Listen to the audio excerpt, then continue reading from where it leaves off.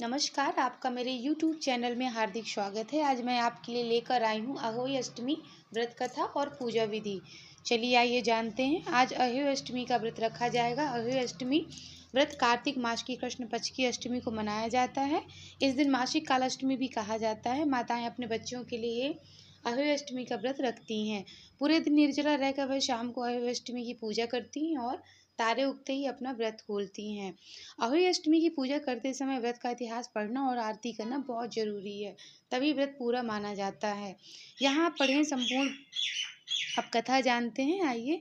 पौराणिक कथा के अनुसार प्राचीन काल में एक साहूकार रहता था, जिसके 7 बेटे और 7 बहुएं थीं। साथ ही एक पुत्री भी थी, जो दिवाली से पहले अपने माता पिता के घर आई थी। जब सातों दुल्हन अपने घरों से लीपने के लिए मिट्टी लेने के लिए दिवाली के जंगल में गईं, तो उनकी ननद भी उनके साथ गई। शाहूकार की बेटी वहां मिट्टी काट रही थी। उस स्थान पर श्याहू अपने 7 बेटों के साथ रहती थी। मिट्टी काटते हुए गलती से शाहूकार की बेटी की खुरपी से चोट से श्याहू का एक बच्चा मर गया। इस पर क्रोधित होकर श्याहू बोली, मैं तुम्हारी कोख बांधूंगी। साहूकार की बेटी निसंतान रहने के डर से रोने लगी और अपनी सातों भाभियों से विनती करती है कि उसके बदले वह अपनी कोख बंधवा लें। आखिर में उसकी सबसे छोटी जो भाभी नंद के बदले अपनी कोख बंधवाने के लिए तैयार हो जाती है। इससे छोटी भाभी के जो भी बच्चे होते वो 7 दिन बाद मर जाते।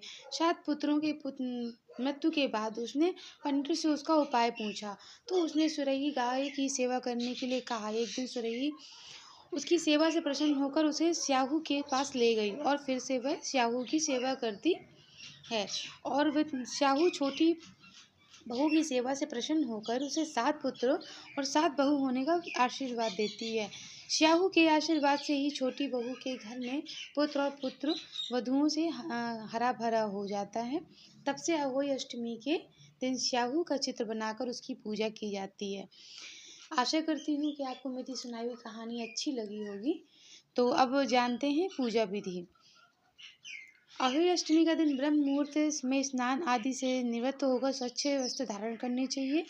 साफ हाथों से घर की एक दीवार को अच्छे साफ कर ले। एक इस दीवार पर गेरू या कुमकुम से अहोई अष्टमी माता का तस्वीर बनाएं। फिर उसके समक्ष दीपक जलाएं और अहोई अष्टमी माता की कथा पढ़ें। कथा सुनने के बाद देवी से बच्चों की रक्षा प्रार्थना करें। फिर शाम को तब पूजा करें जब आसपास तारों का उदय हो जाए। आसमान में तारों का उदय हो जाने के बाद आप उन्हें जल दें और मंत्रों का जाप करें। फिर पूजा के लिए बने पकवान जैसे हलवा, पूड़ी, मिठाई आदि भोग अहोई अष्टमी माता को लगाएं। इसके बाद पूरे परिवार के साथ माता की पूजा करें। आशा करती हूँ कि मेरी सुनाई हुई कहानी आपको अच्छी लगी होगी, और अगर अच्छी लगी हो तो प्लीज़ मेरे वीडियो को लाइक करिए और मेरे चैनल को सब्सक्राइब करिए। धन्यवाद। जय अहोई अष्टमी माता।